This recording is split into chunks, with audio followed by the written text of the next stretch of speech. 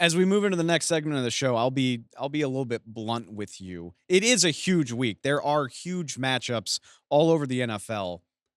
To be honest, a lot of them are later on in the day. As you look through the schedule, when you catch the early window, you're going to see some uninspiring matchups for the early slate of games in week 15. You got a lot of good teams playing bad teams, got a lot of bad teams playing bad teams. We got at least one game between teams that have been mathematically eliminated. Jets, Jaguars. Not going to try to oversell that too much, but if you're looking for storylines in the early window, first of all, Dolphins Texans is worth a mention. Two teams fighting for playoff positioning in the AFC. But over in the NFC, don't sleep on Washington going to New Orleans, the Commanders fresh off of their week 14 bye week, 14 grueling weeks of the season plus training camp before they finally get a week off. And now we get our first look at a fresher Commanders team on the road. A big spot for them. It really is a big road game for them. That is why this is our on the road segment. It's on the road presented by Honda. Dreams are unstoppable. The Commanders were unstoppable.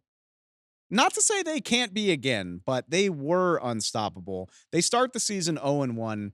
They go on a 7-1 tear from there. Obviously, they were the story of the early going of the season. Jayden Daniels, runaway freight train of a rookie of the year campaign. Dan Quinn is already writing his acceptance speech for coach of the year. And all of that stuff can still happen, but it's a lot less certain than it was, let's say, at Halloween. Because since that 7-2 start, the Commanders are just 2-3. They've gotten beat up. Jayden was dealing with the rib injury. They lost a couple games. Two and three since November started. And now they sit still having a fantastic season, 8-5, not trying to diminish what they've accomplished to this point. But starts to get dicey if you can't win a road game against the New Orleans Saints team that's dealing with a quarterback injury. Washington favored by 7.5 points in this game, due in large part to Derek Carr's fractured hand that he suffered against the New York Giants. This would be an even juicier matchup. Saints record is not good, but if Derek Carr was healthy for this game, Saints still mathematically alive for the NFC playoffs, I could sell you a little bit more. I do think it takes a hit without Derek Carr, but I still think this is an interesting spot for Washington. How do they respond to the week off? How do they respond to their up and down play here over the last month or so? I want to see what Jayden Daniels looks like. I want to see what this running game looks like and how the defense responds to getting a week off, because this is a game the Commanders should handle with ease. Sounds like the Saints are currently splitting reps between Jake Haener and Spencer Rattler, their two backup quarterbacks. Rattler started and lost 3 games the first time Carr was hurt this year. Haener hasn't played as much this season. See what Darren Rizzi wants to do there.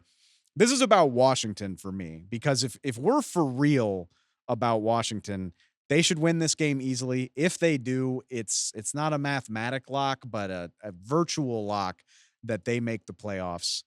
If you lose Washington, 8-6, you're opening the door for the LA Rams. You're opening the door for the Falcons and the Cardinals, maybe even the San Francisco 49ers. Things start to get nervy if you manage to lose this game.